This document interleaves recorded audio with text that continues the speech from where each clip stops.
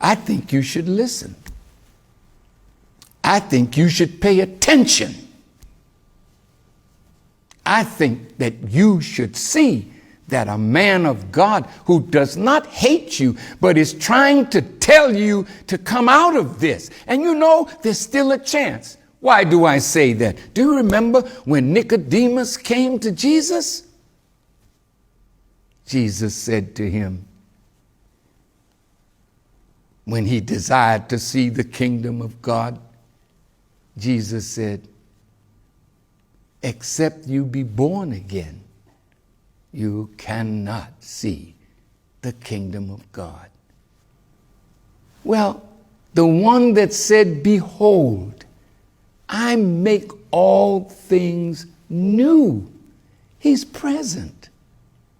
And that includes you. He can renew you and save you from the wrath that you are justifiably due. But if you submit to him, he will change you.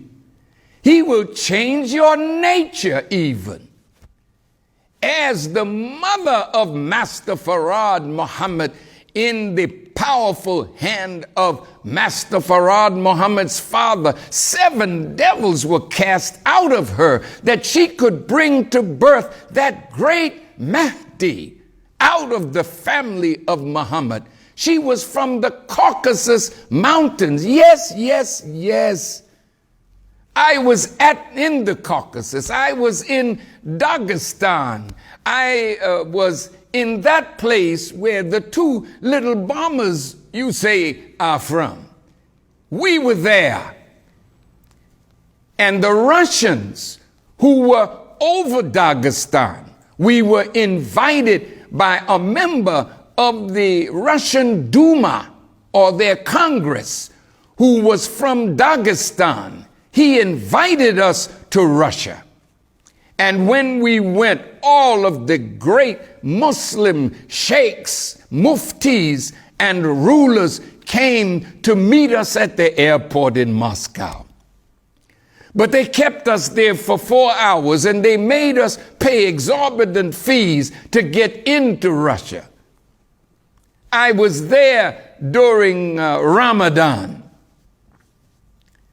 And I spoke on Russian TV, and we were seen from Moscow all the way to the easternmost part of Russia, Vladivostok. There, the Muslims received me with great joy and love. And these are not black Muslims. These are white Muslims. And there in Dagestan, when we came from another part of Russia, it's that part that they don't like to talk about. It's Siberia, cold and damp. We left Siberia, and a Russian man, a Muslim, asked could he fly on our plane with us to Dagestan. And Brother Akbar didn't want him to fly, but I said, no, Brother Akbar, let him come on the plane with us. And he did. And while we were coming in the dead of the night to Makhachkala, the capital of Dagestan, near the Caucasus Mountain, the man in the tower said nobody in the tower spoke English. He gave us the wrong coordinates to land our plane.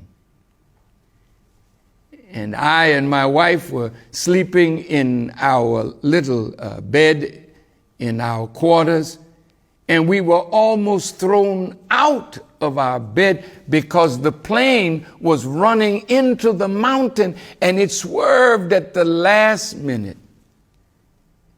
And since they said nobody in the tower spoke English, the man that came at the last minute to ask me, could he come on our plane, a Russian white Muslim, he really was an angel. They took him up in the cockpit, and he spoke to the tower in Russian. And then they spoke English. And they gave our pilots still the wrong coordinates. Russia tried to kill Farrakhan and his whole party. But there is no God but Allah. You plan your evil, but God has always been there against your plans against me and the nation of Islam. My white Muslim brothers took their cars and shined their lights on the runway because they didn't even put on the lights. So the plane landed in the darkness safely. And my Russian Muslim brothers, white as white could be, with submachine guns, came out to offer security for us. Yes, they had a parade for me in Makhachkala in Dagestan. We went through the streets of Dagestan, of Makhachkala, to the honor and praise of the people. We taught in the mosque, the great mosque in Makhachkala. And we had a nice hotel, but on the day when it was time for us to leave, we went to the governor of Dagestan to ask if my visa could be extended. And Russia told them, no, you will not extend their visa. And guess what? The army of Russia surrounded my hotel. We were supposed to go to Chechnya, to Grozny, the capital of Chechnya, where the Muslims had planned a parade in our honor. And my host said, Farrakhan, if you want to go, we will fight the Russian troops. And I said, oh, brother, Grozny is not going anywhere. Chechnya is not going anywhere. So to lose one life over a visit of mine is not worthy of that. So they took us to the airport and they searched our chartered plane. And when my wife and I and my troop, we were walking to the plane, all of a sudden we heard like the rifles that they had on the roofs, they were engaged to shoot us down. But Allah again preserved our lives. And we are here today. In Russia, be careful.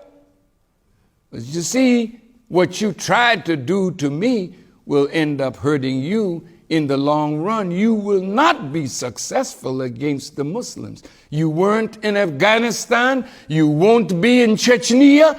And there's 150 million Muslims in Russia. Leave them alone and let them serve Russia and the best interests of Russia.